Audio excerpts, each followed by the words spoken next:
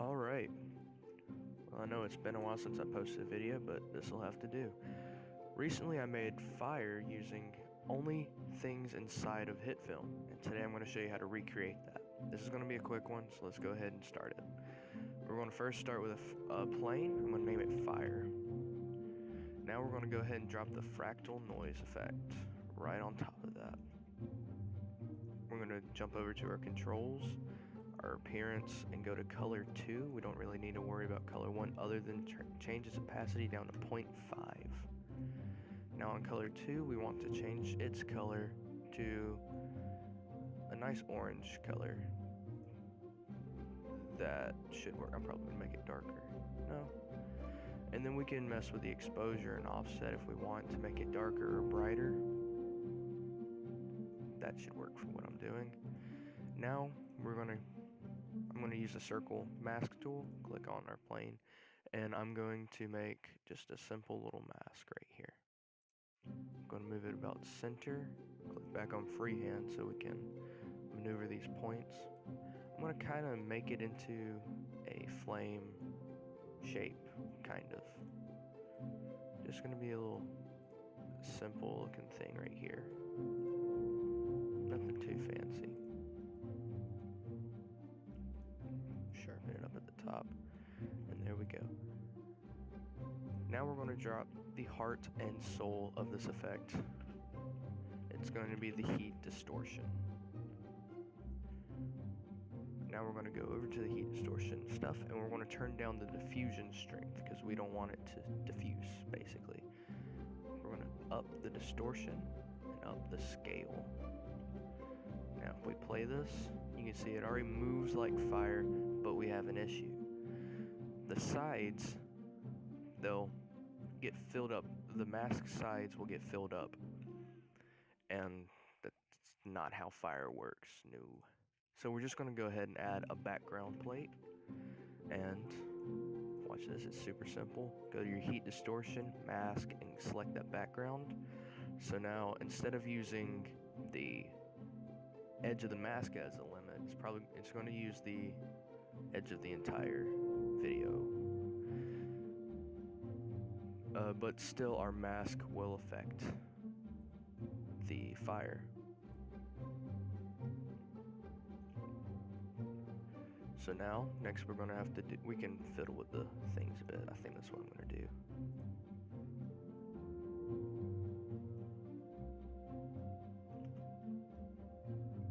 That kind of looks cool. I'm going to keep that. Now we're going to need to get rid of all these dark areas. And that's really easy. We just grab a demult effect and drop that on top or on bottom, whatever. And you can't see it here, but if I turn, oops, wrong plane. Turn off the background, we lose these dark black areas.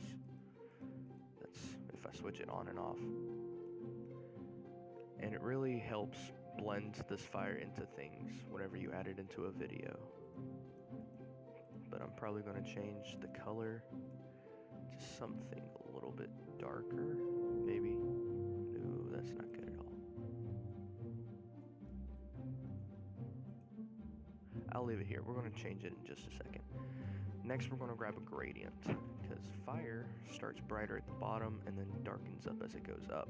We're just going to grab this color gradient, drop it on the bottom. Already looks something. And we're going to change these points. This is the bright white point right here, which we're keeping, and this is the dark point. We're going to change the color of this dark point, though, to an orange.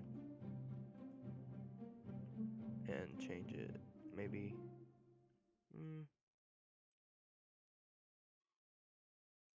yeah, let's keep it on add. Maybe make this darker. That looks pretty good. Drop the opacity of it if you want. Ramp scatter, you don't really see a difference. So leaving it like this, it looks pretty good, but there's one more issue. The inside of the fire doesn't react very well, not fire-like at all. So what we need to do for that is go to our fractal noise, go to transform, and under position, we're going to keyframe the position just to go up. You can click position, go to the end of your entire comp, and then boost this axis up. Maybe not something too terribly high, but just something to give it a little bit of reaction in the inside, and it will change and things like that. Maybe I'm gonna, oops, that's in the middle of comp, don't need that. Go to the end of it, and then boost it up. I think that looks pretty good. But yeah, this is the basics of how to make fire without using, like, say, the fire